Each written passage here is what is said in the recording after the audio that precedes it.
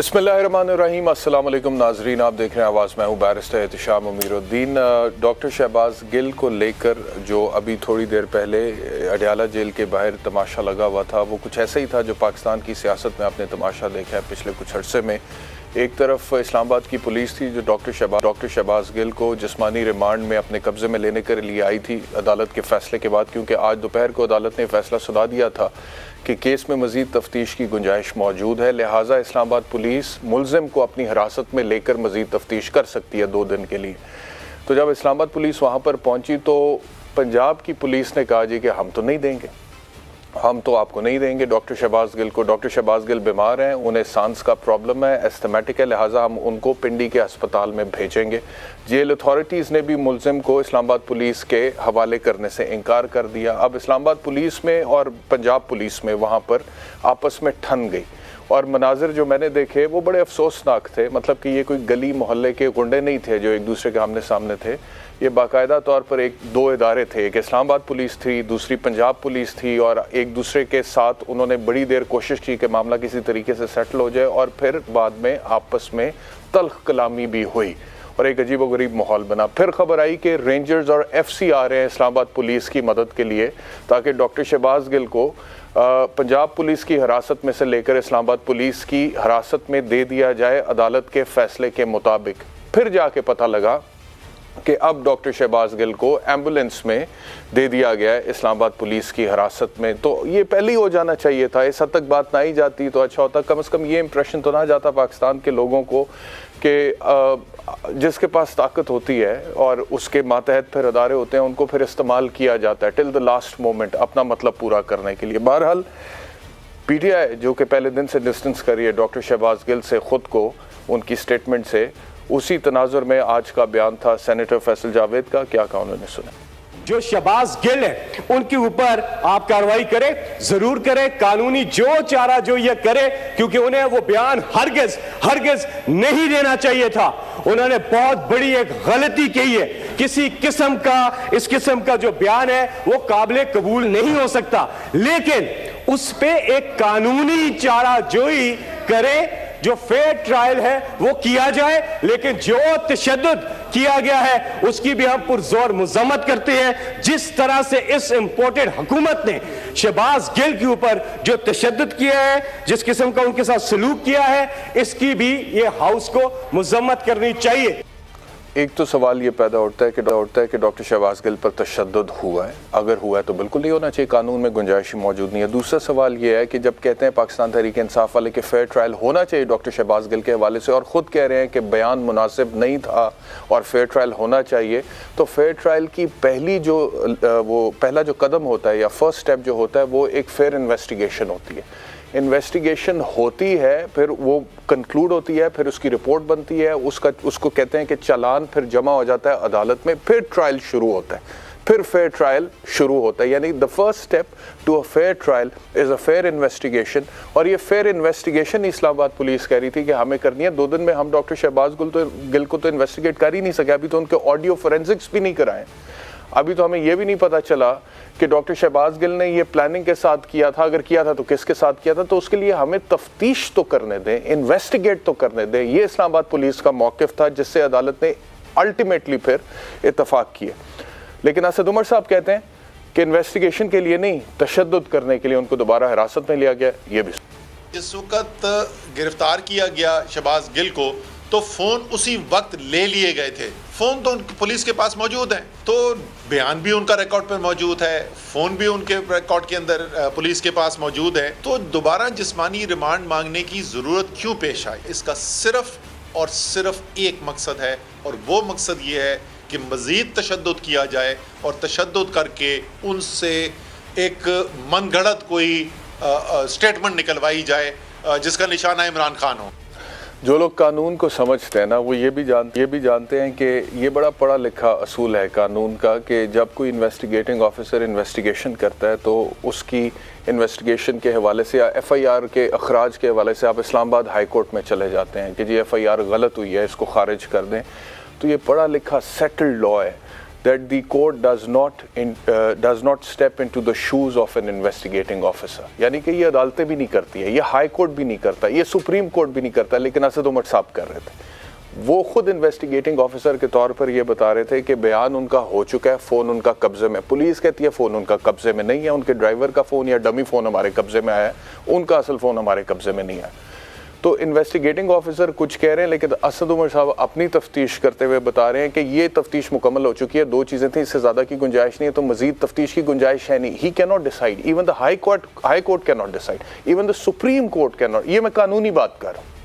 Only the investigating officer can decide कि तफ्तीश अभी मजीद होनी चाहिए। हाँ, एक टाइम पीरियड कानून में उसको दिया हुआ है फौजदारी मुकदमात में कि जो भी तफ्तीश उसने करनी है 14 दिन में कर ले, इससे आगे नहीं जा सकता। 14 दिन में कर ले, 14 दिन के बाद नहीं कर सकता। तो इनके तो अभी 2 दिन हुए, तो यानी कि 12 दिन की गुंजाइश मौजूद थी, तो वो 12 दिन पुलिस का इस्तेहकाक है, उनका राइट है, वो कर सकते हैं। बहरहाल असद उमर साहब ने जो कुछ कहा उसका जवाब अता तारड़ साहब ने दिया, वो सुन लें, उसके बाद फिर मैं मांगता हूं। शहबाज गिल के दिफा में फवाद चौधरी साहब ने प्रेस टॉक की तो वो तजादात का मजमुआ था। अगर ये मुल्क मुखालिफ बयान ना दिया था शहबाज गिल ने, तो क्या शहबाज गिल जेल में होता? क्या उसको बिला वजह पकड़ा गया है? क्या उस पर चर्च डाली गई है? क्या उस पर हेरोइन डाली गई है? तो ये 2 दिन का रिमांड और 2 दिन की जेल में क्यों जल्जले आ रहे हैं? क्यों पूरी इंतजामिया हिल के रह गई है? Islamabad high court bar association के सदर शुएब शाहीन साहब मेरे साथ हैं, बहुत शुक्रिया में ज्वाइन करने के लिए, और सीनियर तज्ज़िया निगार इरशाद भट्टी साहब मेरे साथ हैं, आपका भी बहुत शुक्रिया मुझे ज्वाइन करने के लिए। शुएब शाहीन साहब, आपसे गुफ्तगू का आगाज़ करते हैं। जो हुआ है अभी थोड़ी देर पहले अडियाला जेल में, जो मनाजर जैसे कि मैं जिक्र कर रहा था कि अफसोसनाक थे, होने नहीं चाहिए थे। मतलब कि मैंने जैसे कहा कि ये कोई गली के मोहल्ले की लड़ाई तो नहीं थी, गली या मोहल्ले की लड़ाई नहीं थी, कोई प्राइवेट लोगों का तो मसला नहीं था। एक पढ़ी लिखी बात थी, कानूनी बात थी। अदालत ने ही पहले कहा था कि रिमांड देने की गुंजाइश मौजूद नहीं है, और वो नहीं हुआ था तो वो जुडिशल लॉकअप में अडियाला जेल चले गए थे। अब अदालत ने ही कहा कि ठीक है, मजीद तफ्तीश की गुंजाइश मौजूद है, तो 2 दिन का फिजिकल रिमांड इस्लामाबाद पुलिस को दे दिया। अब जब इस्लामाबाद पुलिस वहाँ पर पहुँची है, तो पंजाब पुलिस को जिस तरह से इस्तेमाल करके इस्लामाबाद पुलिस को मुलजिम को हैंड ओवर करने से रोका गया है, क्या ये कानूनी तौर पर दुरुस्त था आपकी नज़र में? मैं समझता हूँ कि जब जुडिशल लॉकअप में भेजा जाता है ना, तो जेल मैनुअल के मुताबिक ये जेल सुप्रिटेंडेंट का और वहाँ की एडमिनिस्ट्रेशन का ये हक है उनको कि अगर मुलजिम फ़र्ज़ करो बीमार है या इस कैपेसिटी उनकी नहीं है, वो हॉस्पिटलाइज्ड है या हॉस्पिटल में उसको भेजना है, तो पुलिस की कस्टडी में देने की वो पाबंद नहीं है। तो लिहाजा अगर उनका जेल एडमिनिस्ट्रेशन का ये मुतालबा या ये मसला उनका था, तो ये क़ानून में गुंजाइश मौजूद है, क्योंकि वो जब जेल में मुलजिम होता है तो total jail administration jail manual के मुताबिक इस चीज़ की सबसे पहली बुनियादी ज़िम्मेदारी है उनकी कि लाइफ की ऑफ जो है ना कैदी, उसको सबसे पहले टॉप प्रायोरिटी पे रखें। अगर उसकी ज़िंदगी को ख़तरा है या उसको कोई ऐसी सिचुएशन है या कोई ऐसी बीमारी लाहक हो, तो वो उसको हैंड ओवर करने से इनकार कर सकते हैं। तो इसलिए मैंने नहीं समझता कि इसमें कोई सच को उन्होंने अनकॉन्स्टिट्यूशनल या इलीगल काम किया है। यानी कि शुएब शाहीन साहब, आप ये फरमा रहे हैं कि जो जेल अथॉरिटीज़ हैं, जो सुप्रिटेंडेंट जेल होता है या DIG जेल खाना जात होता है या IG जेल खाना जात होता है, वो अदालत के फैसले को मानने का पाबंद नहीं है। Is that what you are saying? क्योंकि मैं आपसे ये कह रहा हूँ कि कोर्ट ने एक ऑर्डर किया था। मैं जो कह रहा हूँ आप उसको मेरी बात तो सुन लेना। मैं ये कह रहा हूँ कि कोर्ट ने एक ऑर्डर किया था कि डॉक्टर शहबाज गिल को फिजिकल रिमांड पे इस्लामाबाद पुलिस के हवाले कर दिया जाए। अब आपका आर्गुमेंट ये है कि अगर उनकी तबीयत ठीक नहीं थी तो जेल अथॉरिटीज जो है वो उनको अस्पताल में रख सकती हैं, बिल्कुल रख सकती हैं, लेकिन इस्लामाबाद पुलिस ने कहीं रेगिस्तान में जाके तो डॉक्टर शहबाज गिल को इन्वेस्टिगेट नहीं करना था। मेरा आर्गुमेंट पूरा सुन लें, उसके बाद मैं आपको तफसील से सुनता हूँ ना सर। मुझे आपकी कानूनी दलील समझ नहीं है, इस वजह से मैं अपनी दलील दे दूं, उसके बाद फिर आप तफसील से अपनी दे दीजिएगा।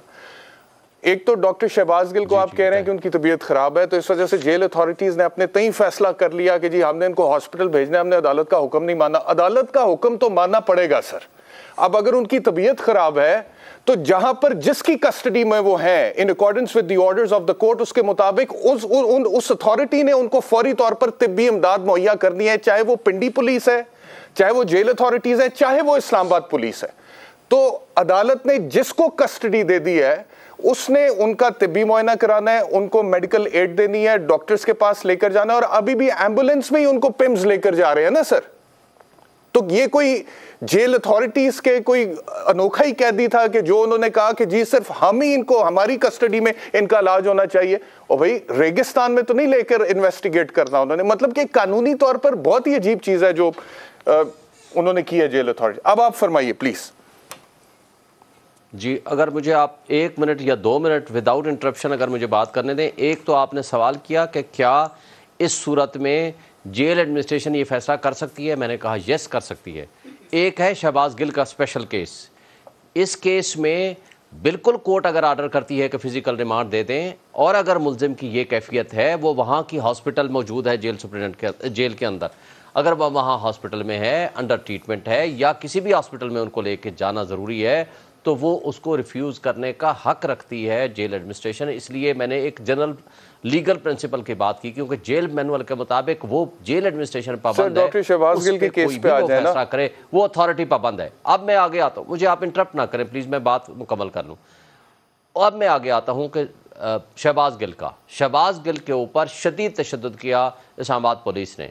अब इस वक्त की जो पोजीशन है, इसका क्या सबूत है? जब हमने इसका क्या मैटर सब्जुडिस है, मैं बात क्लियर करूं, मैं इस ऑर्डर की बात कर रहा हूं कि जो आज नहीं, मुझे एविडेंस बता देना शेख शाहीन साहब कि शहबाज गिल पे आप कह रहे हैं कि तशद्दुद हुआ है।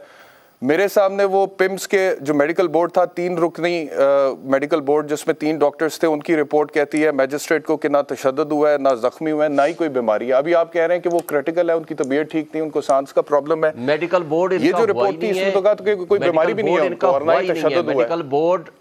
मेडिकल बोर्ड नहीं हुआ, मेडिकल सर्टिफिकेट उन्होंने ज़रूर पेश किया है वन साइडेड, लेकिन मेडिकल बोर्ड किसी जगह पे नहीं हुआ। लिहाजा आज भी कोर्ट ने ये फैसला किया, मैजिस्ट्रेट कोर्ट में जो पेश किया गया था, क्या वो मेडिकल बोर्ड की रिपोर्ट नहीं थी शोएब शाहीन साहब?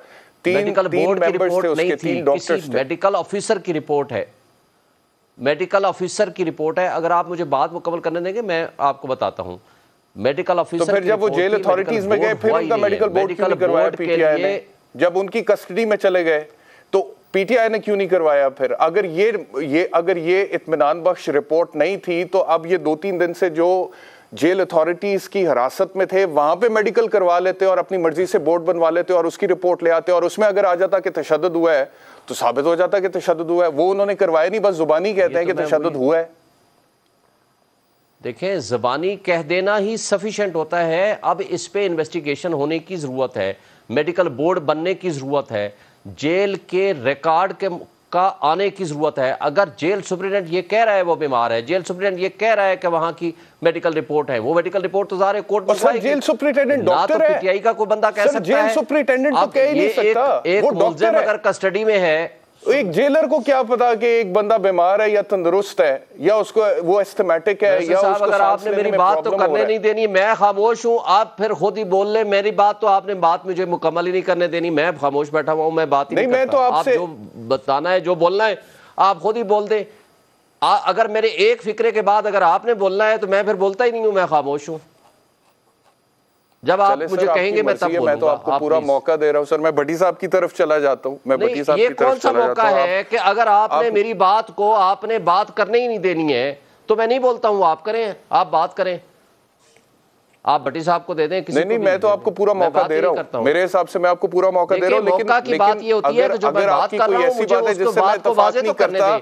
क्या मेरे पास हक है कि मैं उससे इख्तिलाफ राय करूं? सर हक तो है ना सर, मेरा मौक़िफ़ तो आने दें कि मैं कहना क्या चाहता हूं। मैं कहना जो चाहता हूं पहले वो बात सुन तो लें। अगर आप सुनेंगे नहीं फरमाइए ना तो आपने आधे एक फिक्रे के अंदर आपने बात आपको सुनने के लिए बैठा हूं, तो ये कोई तरीका कार कभी भी नहीं हुआ। मैंने तो आज तक ऐसा प्रोग्राम नहीं किया जिसमें ये तरीका कार हो। पहली दफा तो शोएब साहब आप पहली दफा मेरे शो में नहीं आए, हमने बड़े अच्छे माहौल में शोज किए हैं। मैं नहीं चाहता कि आज भी आप, मैं यही चाहता हूं मेरे हवाले से कोई ऐसी फीलिंग लेकर जाए, तो आप जरूर बोलें, लेकिन मैं इख्तिलाफ राय कर रहा हूं सिर्फ आपसे।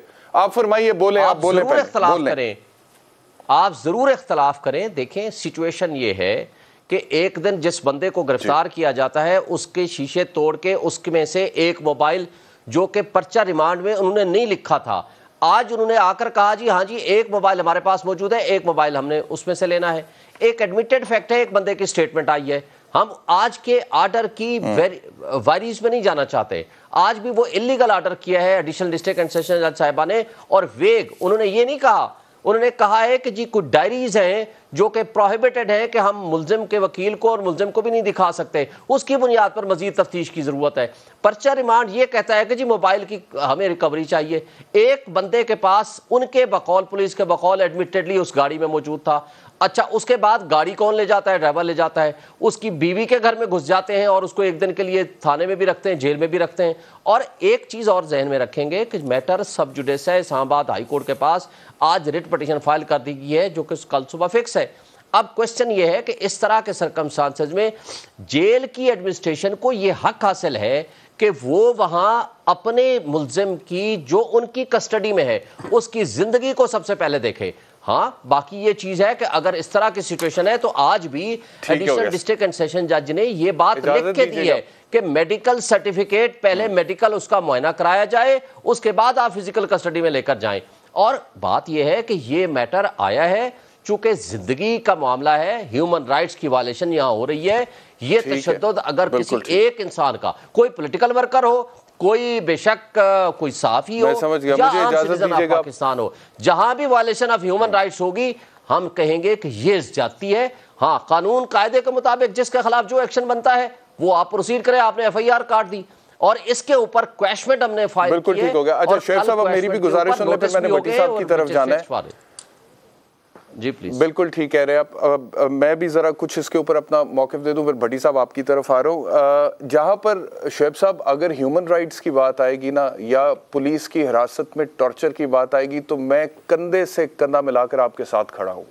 जैसे पंजाबी में कहते हैं ना, मोढे नाल मोढा रला के मैं तुहाडे नाल खलोता होवांगा सर, क्योंकि मुझे पता है कानून में टॉर्चर की कोई गुंजाइश नहीं है, और कोई मुल्जिम जिसके ऊपर कितना भी संगीन इल्ज़ाम क्यों ना हो, उसको पुलिस कस्टडी में तशद्दुद नहीं किया जाना चाहिए और नहीं हो सकता। और अगर वो होता है तो वो एक गैर कानूनी फेल है और उसकी अपनी एक FIR रजिस्टर होनी बनती है उन लोगों के खिलाफ जिन्होंने तशद्दुद किया है।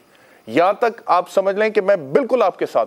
अब सवाल आगे ये है कि तशद्दुद हुआ या फिर सिर्फ तशद्दुद के हवाले से एक आर्गुमेंट दिया जा रहा है ताकि मजीद तफ्तीश हो ना सके। आपने कहा कि जो ऑर्डर है वो इलीगल है, वो मजीद तफ्तीश की गुंजाइश मौजूद नहीं थी। सर आपकी राय हो सकती है, मेरी राय हो सकती है, लेकिन फैसला तो अदालत ने करना ना। और अगर देखें एक मुकदमा दर्ज हो गया है जिसमें बड़े संगीन इल्जामात आ गए हैं, सेडिशन की बात हो रही है, इंसाइटिंग म्यूटनी की बात हो रही है, आपको लगता है कि 2 दिन में उसकी तफ्तीश मुकम्मल हो सकती है? जबकि फौजदारी ज़ाब्ता फौजदारी कह रहा है कि 14 दिन तक तफ्तीशी अफसर तफ्तीश कर सकता है। सर तो 2 दिन आपने उसे दिए, 2 दिन में तो उसने तफ्तीश मुकम्मल। वो कहता है कि मुझे 2 दिन और दे दें या 4 दिन और दे दें या 6 दिन और दे दें। It is exactly in accordance with the law. Sir मैं मुकम्मल कर लूं, उसके बाद मैं आता हूं आपकी तरफ वापस। तो ये तफ्तीशी अफसर का, पुलिस का इस्तेहकाक है कि वो 14 दिन तक रिमांड ले सकता है। हाँ, उस रिमांड में वो कोई गैर कानूनी हरकत करके, तशद्दुद करके मुल्जिम को प्रेशराइज नहीं कर सकता, हरास नहीं कर सकता। अगर ऐसा कुछ हुआ है तो उसके सबूत सामने आने चाहिए। मैं आपके साथ खड़ा हूंगा सर, लेकिन मैं आपकी तरफ वापस आ रहा हूं और आपको पूरा भरपूर मौका दूंगा। भट्टी साहब बड़ी देर से खामोश है। भट्टी साहब आई एम सॉरी, प्लीज आप अपने कमेंट कीजिएगा इस डिस्कशन पे जो अभी तक हुई है। नहीं कोई बात नहीं, क्योंकि ये एक कानूनी मसला था और शोएब शाहीन साहब और आप दोनों कानूनदान हैं, इसलिए बड़ा मेरे लिए भी लर्निंग है। और ये अच्छी बात है कि दोनों तरफ का मौक़िफ़ सामने आया और दोनों तरफ के आर्ग्यूमेंट्स जो हैं वो सामने आए। बात ये भाईजान के अगर हम इसको थोड़ा सा रिवाइंड करें तो जो शहबाज गिल साहब ने कहा और वो एक शर्मनाक चीज़ थी और एक अफसोसनाक थी, काबिल मज़म्मत है। और ये अभी तय होना बाकी है कि क्या ये एक PTI का जो मीर जाफ़र, मीर सादक और न्यूट्रल्स और उससे सारा जुड़ा हुआ एक पूरी कैंपेन है, या कि ये इलेदा शहबाज गिल साहब का अपना बयान है या एक। और मुझे नहीं लगता कि उनका कोई अपना बयान होगा, क्योंकि ये एक मुसलसल सियासी कैंपेन चली होती है और वो उसका एक आगे एक कड़ी दर कड़ी होती है। और दूसरी बात यह है कि जो शहबाज गिल साहब पे तशद्दुद की बात है, तो हामिद मीर साहब ऑन एयर आ चुके हैं 2-3 प्रोग्राम्स में, वो बता चुके हैं कि उनके पास सबूत हैं कि उनको बरहना करके, नंगा करके, उल्टा लटका कर मारा गया इस्लामाबाद पुलिस की कस्टडी में। और उन पर तशद्दुद हुआ अच्छा है। और अच्छा ये अच्छा भट्टी साहब, ये मेरे में नहीं है, ये हामिद मीर साहब के पास सबूत हैं इसके? जी जी जी, उन्होंने कहा है रऊफ कलासा साहब और आमिर मतीन साहब के प्रोग्राम में कि मेरे पास अच्छा क्या सबूत हैं भट्टी साहब के साथ? उन्होंने कहा सबूत क्या है? ये नहीं ये क्या सबूत है? ये हामिद मीर साहब को आप लाइन पे ले सकते हैं। उन्होंने कहा कि सबूत हैं। जो आगे उन्होंने पूछा क्या सबूत है, उन्होंने कहा मैं आपके साथ शेयर नहीं कर सकता, लेकिन उन पे तशद्दुद। मीर साहब को अगर लाइन पे ले सकते हैं तो ले लीजिए मीर साहब को लाइन पे। नंगा करके बरहना करके मारा गया है। नंबर 3 आपने एक लफ्ज़ इस्तेमाल किया कि गले मोहल्ले की लड़ाई। भाईजान आपको मैं और आप कई मरतबा इस पे डिस्कस कर चुके हैं कि ये हमारी सियासत गले मोहल्ले की अब लड़ाई बन गई है, हमारी जमहूरियत गले मोहल्ले की लड़ाई बन गई, हमारी हुकूमतें गली मोहल्ले की लड़ाइयाँ पेश कर रही हैं, हमारी गवर्नेंस परफॉर्मेंस गली मोहल्ले की लड़ाई है और हमारा मुल्क अब गली मोहल्ले की लड़ाई बन गया है।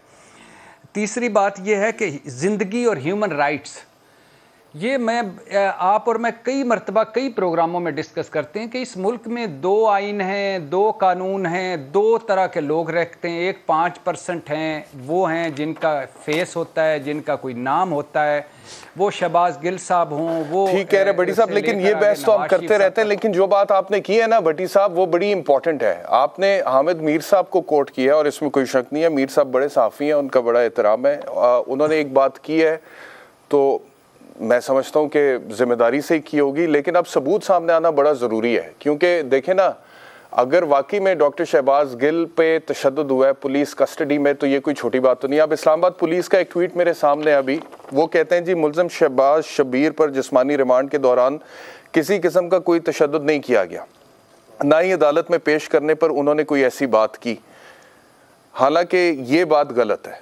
अदालत में पेश करने पर डॉक्टर शहबाज गिल ने यह कहा था कि मुझ पर तशद्दुद हुआ है, और जो मैंने रिपोर्टिंग देखी थी उसमें डॉक्टर शहबाज गिल ने अपनी कमीज उठाकर अपनी कमर दिखाई थी कि देखें मेरे पे अब वो कमर पे कोई तशद्दुद के निशान थे नहीं थे मुझे नहीं पता, उस हवाले से रिपोर्टिंग भी नहीं हुई। जज साहब ने इत्तफाक यकीनी तौर पर नहीं किया, क्योंकि अगर किया होता तो वो फौरी तौर पर FIR का कोई हुक्म देते कि ये तो वाकई तशद्दुद हुआ है, मुझे नेकेड आई से नजर आ रहा है, तो इसके ऊपर FIR होनी चाहिए। आगे इस्लामाबाद पुलिस कह रही है शहबाज शबीर का बाकायदा मेडिकल करवाया गया है जिसके मुताबिक कोई तशद्दुद नहीं हुआ। अदालतों और मुअज़्ज़िज़ जजेस ने मेडिकल का बाकायदा मुआयना किया। इस्लामाबाद कैपिटल पुलिस तशद्दुद के मुतालिक तमाम तर इल्ज़ाम तराशियों की तरदीद करती है। अब एक तरफ वो तो कह रहे हैं कि सर हमने नहीं किया, भट्टी साहब आप ही की तरफ आ रहा हूँ। आप कह रहे हैं कि हामिद मीर साहब ने कह दिया कि हुआ है, शुएब शाहीन साहब ने भी थोड़ी देर पहले कहा है कि तशद्दुद हुआ है। अब मेरा सिर्फ सवाल यह है, क्योंकि अगर तशद्दुद हुआ है तो ये बड़ा गलत हुआ और ये नहीं होना चाहिए, किसी के साथ नहीं होना चाहिए। अब सवाल मेरा ये है, और ये शुएब शाहीन साहब भी इसका जवाब दें प्लीज, कि ये जो जेल कस्टडी में डॉक्टर शहबाज गिल थे और उनको सिर्फ चक्की में बंद किया था पहले दिन, उसकी वजह से जेल सुपरिटेंडेंट और DIG को मुअत्तल कर दिया हुकूमत पंजाब ने, तो उन्होंने वो जो तशद्दुद उन पर हुआ था उस तशद्दुद का मेडिकल करवाकर फौरी तौर पर तशद्दुद करने वाले इस्लामाबाद पुलिस के अफसरान या एहलकारों के खिलाफ FIR की दरखास्त क्यों नहीं जमा कराई? और जमा ही करा देते, पर्चा जाहिर बात है वो पर्चा होता ना होता वो एक अलग बात है, लेकिन कोई दरखास्त रिकॉर्ड पर है on behalf of doctor Shahbaz Gill कर इन पर तशद्दुद हुआ और FIR दर्ज की जाए। भट्टी साहब, शुएब साहब, बल्कि मुझे कहा जा रहा है कि ब्रेक आ गई है, मैं दोनों मेहमानों से माजरत चाहता हूं। मैं आपको फिर इंटरप्ट नहीं करना चाहता भट्टी साहब, 15 सेकंड है, इसलिए let me take the break, और ब्रेक के बाद आप दोनों तफसील से इसका जवाब दें।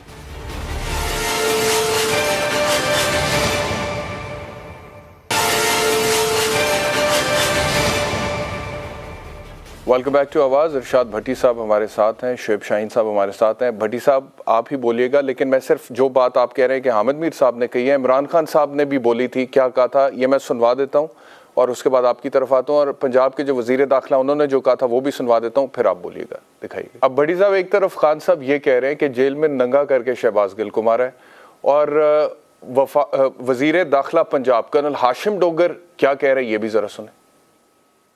सवाल ही नहीं पैदा होता। I am very very clear and loud and clear कि ना सिर्फ ये कि शहबाज गिल, किसी की मजाल नहीं कि जेल के अंदर मौजूद किसी भी कैदी को कोई उंगली भी लगा ले, अगर कोई लगाएगा तो मैं डायरेक्ट उसके खिलाफ एक्शन लूंगा। No, absolutely not. जी भट्टी साहब। ये सवाल भी जो ये दोनों बयान चलाकर ये सवाल भी उसी रऊफ़ क्लासा साहब और आमिर मतीन के प्रोग्राम में उन्होंने पूछा कि इमरान खान कह रहे हैं जेल में तशद्दुद हुआ है, और वो कह रहे हाशिम डोगर साहब जो उन्हीं के ही पीटीआई के अलाई की यानी पीटीआई की हुकूमत है, उनके वज़ीर दाखिला हैं, वो कह रहे नहीं हुआ। तो हामिद मीर साहब ने कहा इमरान खान साहब को ब्रीफ किसी ने गलत किया, और हाशिम डोगर साहब ठीक कह रहे हैं, जेल में नहीं हुआ, ये इस्लामाबाद पुलिस की कस्टडी में तशद्दुद हुआ है। और इमरान खान साहब को आज जो बयान आया था मेरे ख्याल से उसमें वो हवालात उन्होंने इस्तेमाल की कि जेल और हवालात का उनको फ़र्क नहीं पता चला। बहरहाल ये अगर ये जो हुआ है ये भी काबिल मज़म्मत है, इसमें कोई शक नहीं। लेकिन मैं और ये अब आगे ज़ाहिर है ये कोर्ट में भी आ जाएगा, और जैसे उनके वकील हैं वो भी लेके आएंगे, और अब वो सारा कुछ हो जाएगा। जो आपका सवाल है वो भी बड़ा इम्पॉर्टेंट है कि जब तशद्दुद हुआ, उनको उल्टा लटका कर मारा गया, नंगा करके मारा गया, तो जाते हुए जब जेल में वो गए और जेल में जाकर उन्होंने कोई दरख्वास्त दी या उन्होंने कहा कि बाकायदा तौर पर ये सारा कुछ तहरीरी तौर पर वो लाए कि उनके साथ क्या कुछ हुआ है। उन्होंने ज़बानी तौर पे तो कहा, खैर ये उनके वकील जानते हैं और कल की हियरिंग में पता भी चल जाएगा। मगर मेरा फिर आप शोएब शाहीन साहब की तरफ जाइएगा, मेरा फिर वही है, और ये दुख है कि पता नहीं क्या है, ये कभी ख़त्म ही नहीं होता, पता नहीं हम क्यों नहीं ये ख़त्म, कि क्यों ये जो जेल में मर जाते हैं या हवालातों में तशद्दुद से मर जाते हैं, या जिन पे तशद्दुद होता है, या जिन जानवरों जैसी ज़िंदगी गुजार रहे हैं जेलों में, या जिनका कोई पुरसाने हाल नहीं होता, किसी के पीछे कोई पीटीआई नहीं होती, किसी के पीछे कोई मुस्लिम लीग नहीं होती, किसी का कोई सोशल मीडिया नहीं चल रहा होता, किसी की कोई आवाज़ नहीं होती, उनके लिए भी क्या कभी ऐसा हुआ है कि इस्लामाबाद पुलिस भी पहुंची हो और पंजाब पुलिस भी पहुंची हो और एक हस्पताल का कमरा भी मुख्तस हो गया हो, और फिर हाशिम डोगर साहब ने भी बयान दिया हो, और फिर इमरान खान साहब भी बोले हों, फिर मुस्लिम लीग नून ने भी उस पर की हो, फिर उसके बाद हमने भी उन पे प्रोग्राम्स किए हों, कोई कभी उन गरीबों के लिए, उन बेबसों के लिए, उन जानवरों के लिए जो इक्वल राइट रखते हैं इस आइन और कानून में, उनके लिए भी कभी कोई बोला हो। मुझे आखिरी बात करना चाहता हूँ, मुझे याद है कि कैंसर का पेशेंट था अडयाला जेल में, उसने इतनी सी दरख्वास्त दी थी कि मेरा कैंसर 3rd स्टेज पे पहुंच गया है, तो मुझे मेरी जल्दी हियरिंग करके मुझे इलाज करवाने के लिए इजाज़त दी जाए। 2.25 साल बाद जब अदालत में उसकी बारी आई तो उस फैसला हुआ, तो उस वक्त तक वो मर चुका था। तो हम अब ये इनको सारा अल्लाह करे सबको रिलीफ मिले। नवाज शरीफ साहब की 12 रिपोर्टें मेडिकल, और वो 8 हफ्ते के तिब्बी रिलीफ पे घर, और फिर लंदन शहबाज गिल साहब के पीछे भी वाली वारस। यतीम कौन है? हम हैं। हम जब जिस दिन जितना छोटे लेवल पे चलते जाएंगे उतने दरिंदगी, वैश्यानापन, जानवरों वाली ज़िंदगी, बर्बादी फिर जाती है। हमारा तो घर भी और हमारे तो बाहर उतने वीआईपी नहीं होते, उतने अस्पताल नहीं होते, उतनी सहूलतें नहीं होती जितनी कि जेलों में होती हैं। ये है हमारा आइन, ये है हमारा कानून, ये है हमारा पाकिस्तान। खुदा के लिए कभी इरशाद भट्टी जैसे या इससे भी हमारे नीचे जो ये जो पिंड में है और जो शुबे में पकड़े हुए हैं, मुजरम नहीं है, मुल्जम हैं, शुबे में पकड़े हुए हैं। वो मैंने आपको मिसाल दी थी ना, शोएब शाहीन साहब भी शायद जानते होंगे, इनके लिए भी या कोई नई इन्फॉर्मेशन होगी।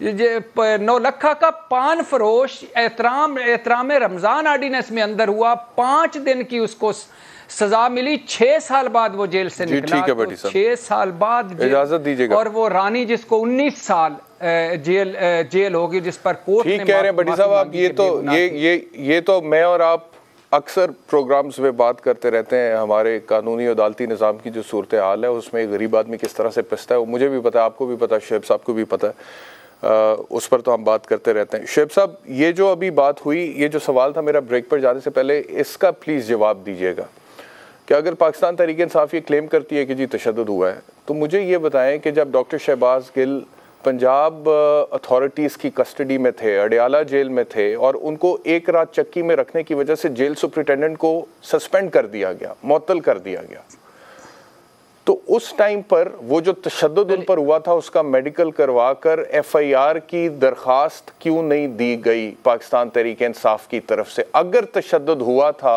तो ये होना तो बनता था।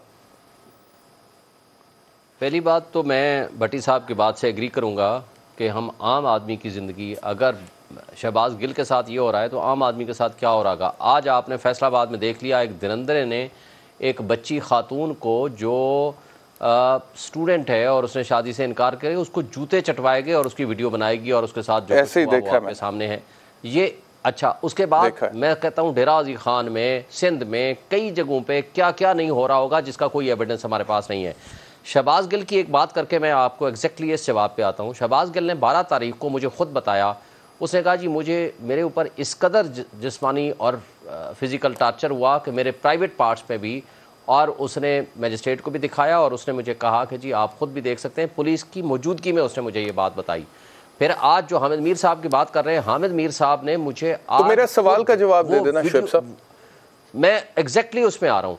हामिद मीर साहब ने, आज ही मैं उनके प्रोग्राम में था, उन्होंने मुझे खुद वो ऑडियो और वो एविडेंस दिखाई है, वो तस्वीरें दिखाई हैं जिस पे नंगा करके उनको मारा गया है और जिस पे उनके जिस्म के ऊपर निशानात हैं। ये मैं हामिद मीर साहब के रेफरेंस से बात कर रहा हूँ। दूसरी बात आप जो फरमा रहे हैं, पहली बात तो ये है कि अगर जेल में ये गए हैं, क्या उनको उनके आप ये कह रहे हैं कि आपने खुद वो एविडेंस देखा है? यहाँ देनी चाहिए थी शुएब साहब जी। मैंने खुद देखा है। आप ये कह रहे हैं कि आपने देखा है? आपने खुद देखा है वो एविडेंस? मैंने खुद देखा है। हामिद मीर साहब के पास जो एविडेंस है वो बिल्कुल स्ट्रॉन्ग एविडेंस है, मैंने खुद देखा है उनके पास, पहली बात। दूसरी बात मुझे शहबाज गिल ने खुद बताई है 12 तारीख को, जिस दिन फिजिकल रिमांड उसका ख़त्म हुआ। ये दो बातें।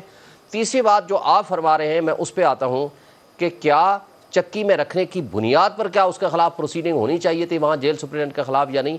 मसला क्वेश्चन सिर्फ नहीं, मैं ये मेरा क्वेश्चन नहीं है, ये मेरा सवाल नहीं है। मेरा सवाल ये अब नहीं शुएब साहब, ये मेरा सवाल नहीं है। मेरा सवाल प्लीज, मेरा सवाल ये है, आप कह रहे हैं कि आपने खुद वो एविडेंस देखा है। भट्टी साहब अभी कह रहे थे हामिद मीर साहब ने देखा, आपने कहा हामिद मीर साहब ने आपको भी दिखा दिया, उनके पास है, आपने भी देखा है, और आप कह रहे हैं कि स्ट्रॉन्ग एविडेंस है। एंड आई बिलीव कि आप वकील हैं, आप समझते होंगे कि स्ट्रॉन्ग एविडेंस क्या होता है, और वो कोई क्लियर कट आपने एविडेंस आप समझते हैं कि आपने देखा है, तो आप कह रहे हैं। तो मेरा सवाल ये है सर कि ये जेल में जब वो थे तो FIR की दरखास्त क्यों नहीं दी गई PTI की तरफ से? अभी इधर 3 घंटे तमाशा लगाया है यहाँ पे कि जी हमने नहीं देना डॉक्टर शहबाज गिल को इस्लामाबाद पुलिस के हवाले, अदालत का ऑर्डर होने के बावजूद। FIR की दरखास्त क्यों नहीं दी सर उन लोगों के खिलाफ जिन्होंने तशद्दुद किया था? देखें, FIR के लिए ये इसमें वो इंस्टीट्यूशंस इन्वॉल्व हैं जिन इंस्टीट्यूशंस ने लोगों के हुकूक का तहफ़्फ़ुज़ करना है, लोगों को तहफ़्फ़ुज़ देना है। अगर वो इंस्टीट्यूशंस इन्वॉल्व हैं तो शहबाज गिल भी या सर इस्लामाबाद पुलिस की बात करें ना मेरे साथ, थाना कोसार में मुकदमा दर्ज हुआ है। लेट्स बी वेरी क्लियर, थाना कोसार में मुकदमा दर्ज हुआ है। बात जब मुकम्मल नहीं करने देंगे तो मैं आपको बताऊंगा, क्या पुलिस लोगों के हुकूक के तहफ़्फ़ुज़ करने की जिम्मेदार नहीं है? मैं उसी की बात कर रहा हूँ।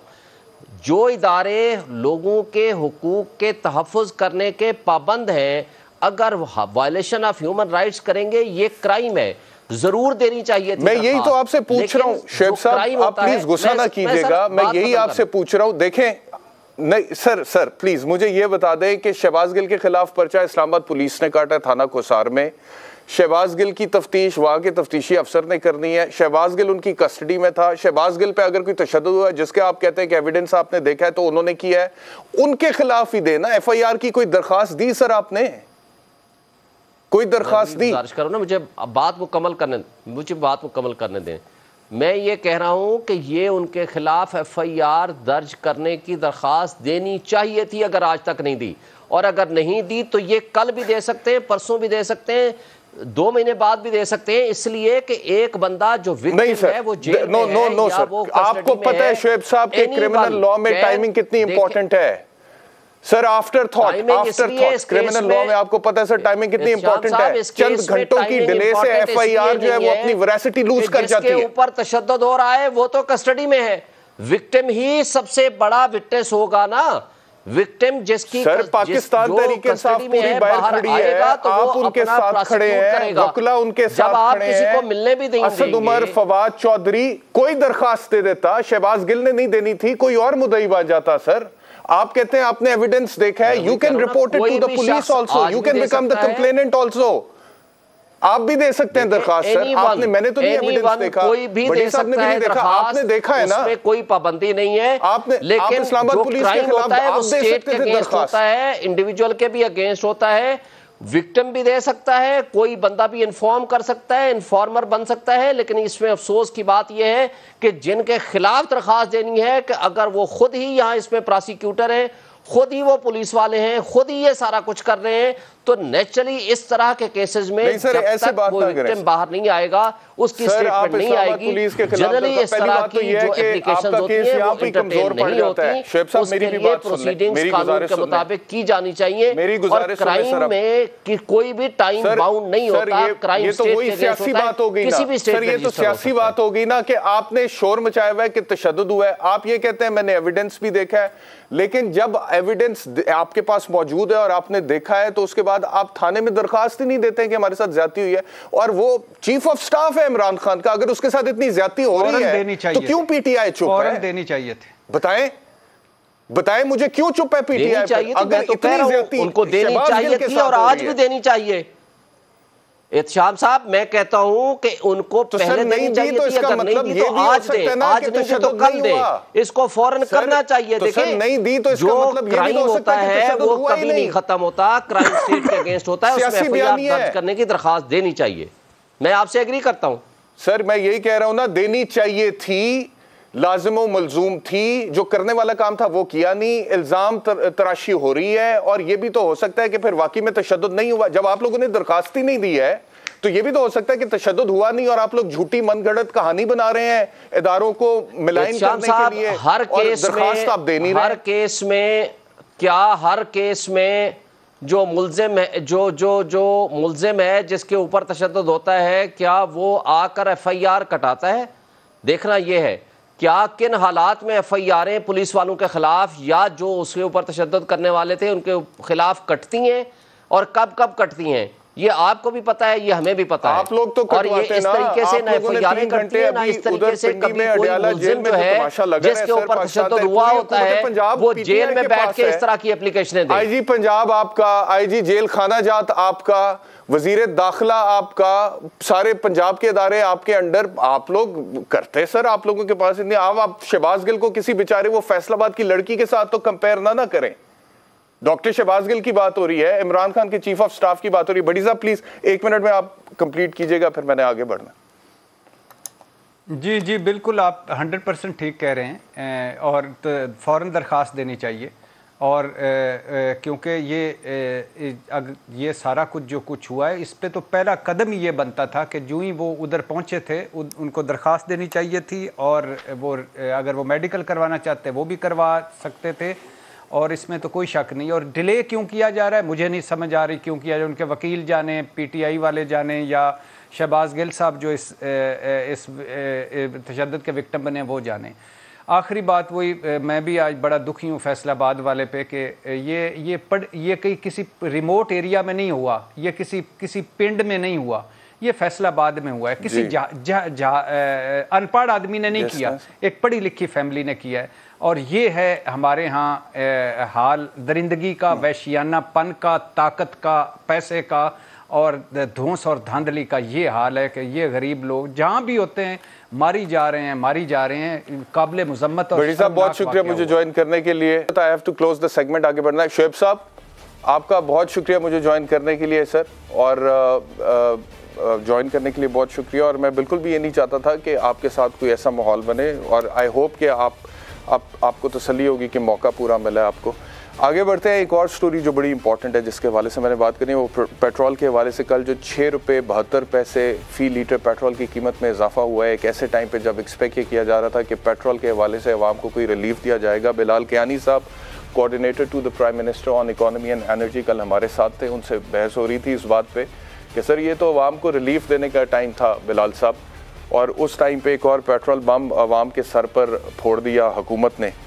तो आप इसकी कोई जस्टिफिकेशन देने की कोशिश कर रहे थे, और मैं ये कह रहा था कि सर इसकी कोई जस्टिफिकेशन नहीं बनती है जब आलमी मार्केट में पेट्रोल की कीमत नीचे चली गई, $120 फ़ी बैरल से $87 फ़ी बैरल पे आ गई। और दूसरा ये कि डॉलर की कीमत 240-45 से 213-214 पे आ गई। तो कोई जवाब ही नहीं था इस हुकूमत के पास कि इस टाइम पे पेट्रोल की कीमत में इजाफा करती। बिलाल साहब जी बैरिस्टर साहब, अस्सलाम वालेकुम, thank you for having me on your show again. और कल भी जो आपसे बात हो रही थी, जिस तरह आपने कहा, वहीं से ही हम रिज्यूम करेंगे बात को इन अ वे कि देखिए, ज़रा मैं समझा देता हूँ। सबसे पहली बात तो ये है कि कोई इजाफी लेवी नहीं लगाई गई और कोई टैक्स नहीं लगाया गया हुकूमत की तरफ से पेट्रोल की कीमत पे। तो ये एक तो ये चीज़ वाजे करना शुरू में बड़ी ज़रूरी है कि जिस कीमत पे ख़रीदी गई, जो कॉस्ट आई थी ख़रीदने की, उसी तरीके से आगे पास ऑन की गई है और इसमें कोई हुकूमत ने इजाफी लेवी या कोई टैक्स नहीं लगाया।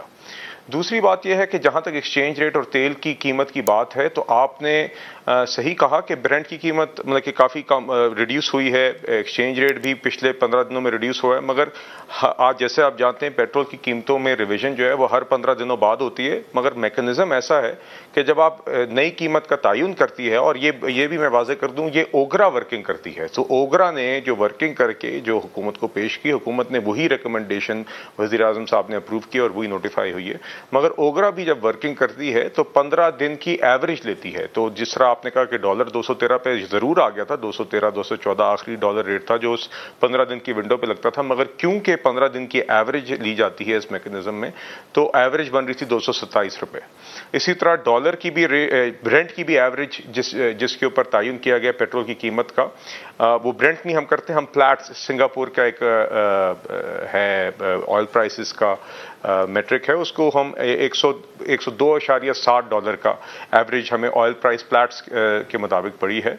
तो उसके मुताबिक हमने पास, अब अगर हम इन दोनों को भी कर दें तो इसके अलावा जो जिस वजह से इस दफ़ा कीमत में इजाफा हुआ है बुनियादी तौर पे, वो पुरानी 60 दिन पहले मतलब कि 2 महीने पहले जो कार्गोज ऑर्डर हुए थे, जिस रेट पे उनको ऑर्डर किया गया और जब उनकी एलसी क्लोज की गई, मतलब कि 60 दिन की वो उधार पे ली गई थी, जब 60 दिन बाद वो उधार उसकी रकम जो है जमा कराई गई, तो उस रकम पे डॉलर का रेट तब तक बढ़ चुका था। तो उस पर भी जो नुकसान था, ये इस मैकेनिज्म के अंदर प्राइस जो जिसके मुताबिक पेट्रोल की कीमत का तयन होता है वो भी इसमें जाता है। साहब, कल भी तो आप उसकी वजह से इजाफा हुआ है। कल भी आप यही बात कर रहे थे कि 60 दिन पहले, 60 दिन पहले आज अगर डॉलर 213 214 का है और आज से कुछ दिन पहले 240 245 का था, तो आज से 60 दिन पहले डॉलर 190 पे था, 190 पे था। यानी कि जी तो इसमें ऐसी इसमें ऐसा हुआ है, 238 पे था यकम अगस्त को, मैं मुकम्मल अगर कर लूं सर, जब 238 पर था यकम अगस्त 2022 को, तब आप जिस कीमत पर दे रहे थे वो मौजूदा कीमत से तकरीबन 7 रुपए कम थी जब 238 पे था। आज जब 213 पर है तो आप दे रहे हैं 7 रुपए महंगा, और फिर आप 60 दिन की बात करते हैं तो तब तो डॉलर वैसे ही 190 पे था। तो हाउ डज इट वर्क?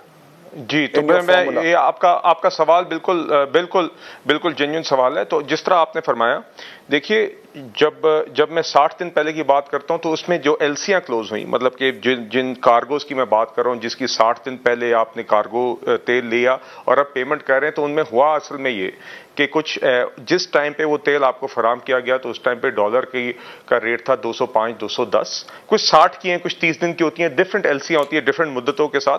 मगर जो भी एलसी इस पिछले 15 दिन के दौरानिए में बंद की गई है, मतलब कि उसकी अदायगी की गई है, वो आपकी प्राइस के अंदर आ जाती है।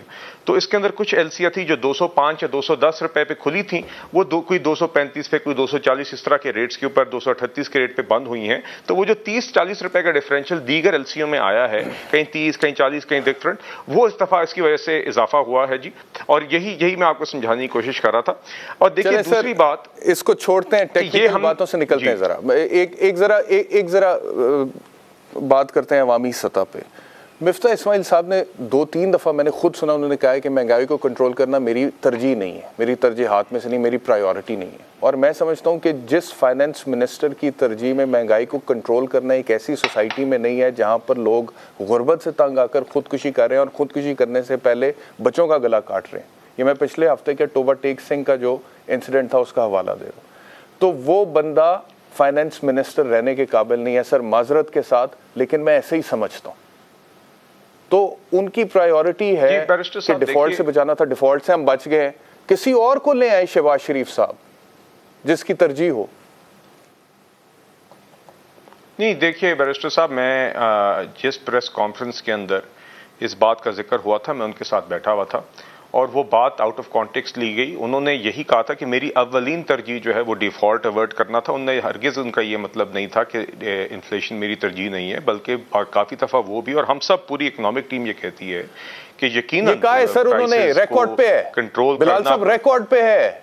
नहीं, मैं आपको ये कह रहा हूं, स्टेटमेंट से मिस्टर इस्माइल के जो उनका मतलब था, जो उस जी आप दोनों बातों को अगर जोड़िए तो एनी हाउ देखिए, मैं आपको वाज़े तौर पे कह रहा हूं, मैं मिफ्ता साहब के साथ भी टाइम गुजारता हूं फाइनेंस मिनिस्ट्री में, मैं दीगर प्राइम मिनिस्टर साहब की मीटिंग्स में भी मौजूद होता हूं, इकोनॉमिक टीम की। ये यकीन करें ये सबकी तरजीह है कि हम लोग जल्द अज जल्द आवाम के लिए उनकी डिस्पोजेबल इनकम भी बढ़ाएं, उनके लिए आसानियां पैदा करें कि उनकी जेब में जितने पैसे हैं उसके अंदर वो मैक्सिमम से मैक्सिमम चीज़ें खरीद सकें।